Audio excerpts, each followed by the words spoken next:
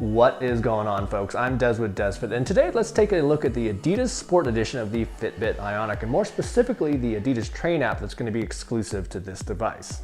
So first of all, the Adidas Sport Edition carries a $30 premium over the standard edition Ionic. And for that $30, you'll get a special edition watch face as well as a really comfortable and kind of cool looking exclusive band.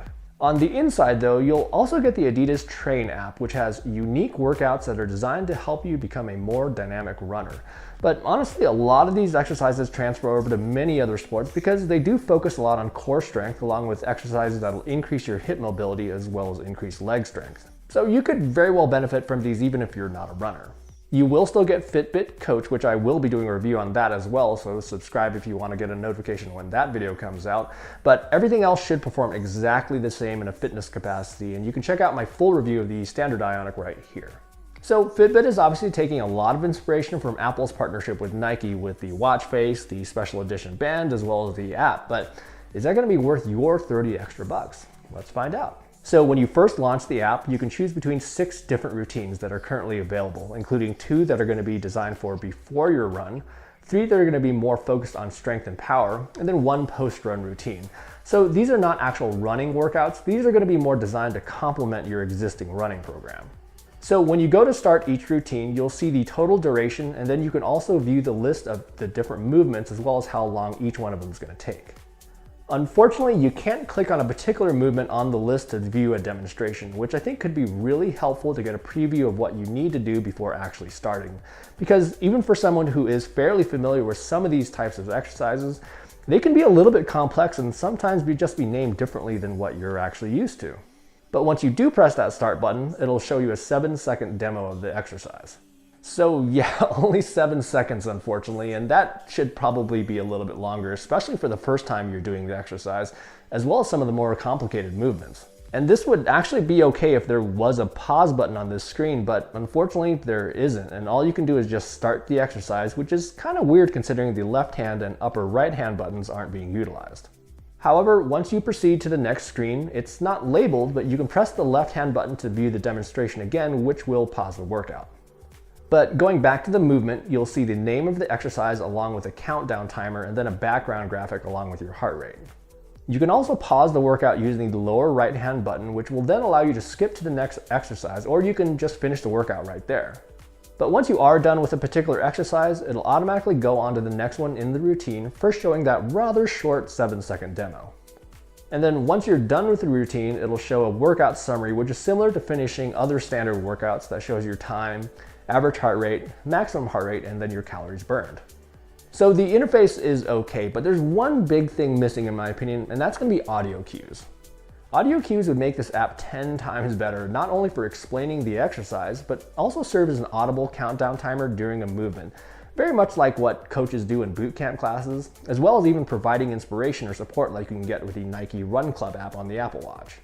Now, I thought about this and the only thing I can think of is that really translating every single exercise into every single language where the Ionic is sold is obviously a huge task, so I can't discount that. It's an enormous amount of work. But anyways, the interface is not bad and definitely could be better, but in regards to the routines, I found these to be quite good. Now, this is not fitness advice by any means. These are just my thoughts and the experience. Being a decent-ish long-time runner, and my form may not be perfect in some of these examples because I was literally filming some of these the first time I was trying them.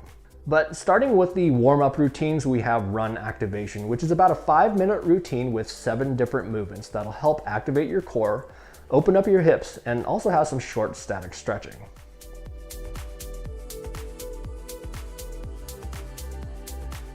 Next, we have dynamic warm-up, which is another 5-minute routine with 8 different exercises this time that involve a little bit more dynamic stretching and then muscle activation.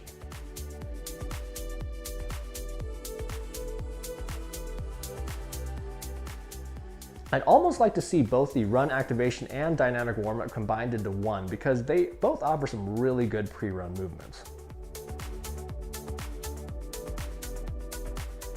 Next up, we have metabolic, which is going to be much more involved at 15 minutes with 24 different movements, with one of those being a rest period. This routine focuses a lot on building good form with plenty of push-ups, W's, and Y's, as well as building strength in your quads and hamstrings with these split squat jumps and then the lunges. And then this one is definitely an actual workout and provides a nice 2-minute rest period about half of the way through.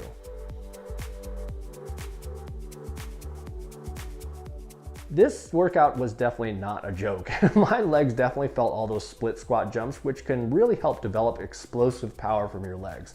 And I was definitely sore after this one.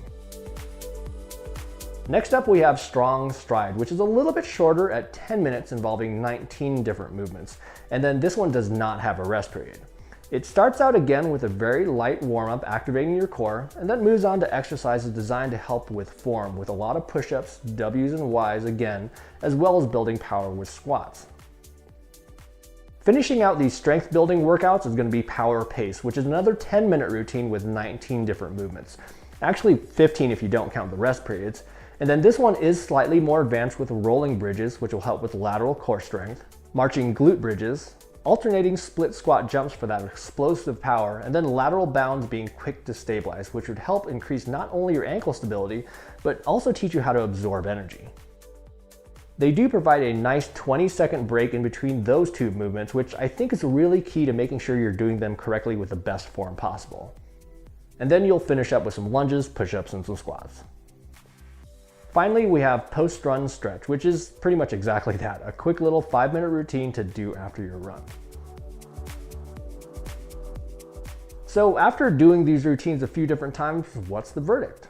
Well, I like the idea a lot. It's really handy to have on the watch itself, and it makes it really convenient, especially if you don't like to carry your phone.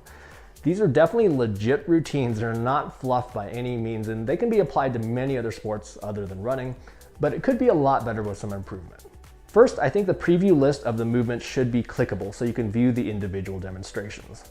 Second, the demonstrations would be significantly more helpful if they had audio cues.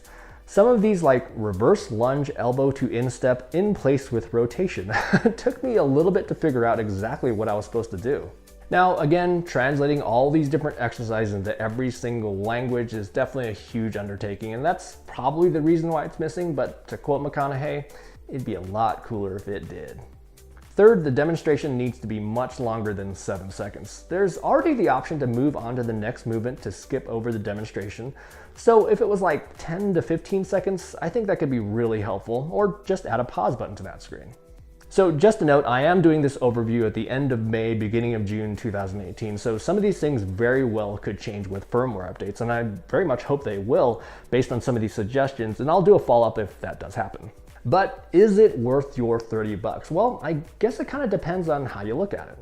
Many people buy the Nike Edition Apple Watch because of the special band and the special watch face, which lends to some of its exclusivity. So if you're like me, who is self-admittedly an Adidas fanboy, I could definitely see that happening because I do think that the Adidas branding helps this device stand out from other Ionics. And the Adidas Train app is good. It's not fluff, and I think it's very convenient, but a few changes to the app would make it a lot easier to use and would make the experience a lot friendlier, and definitely would make it something that I want to use to complement the rest of my training. Anyhow, thanks so much for watching, but before you head on your run, if you don't mind, hit that like button and also subscribe to the channel for in-depth fitness and sports technology reviews.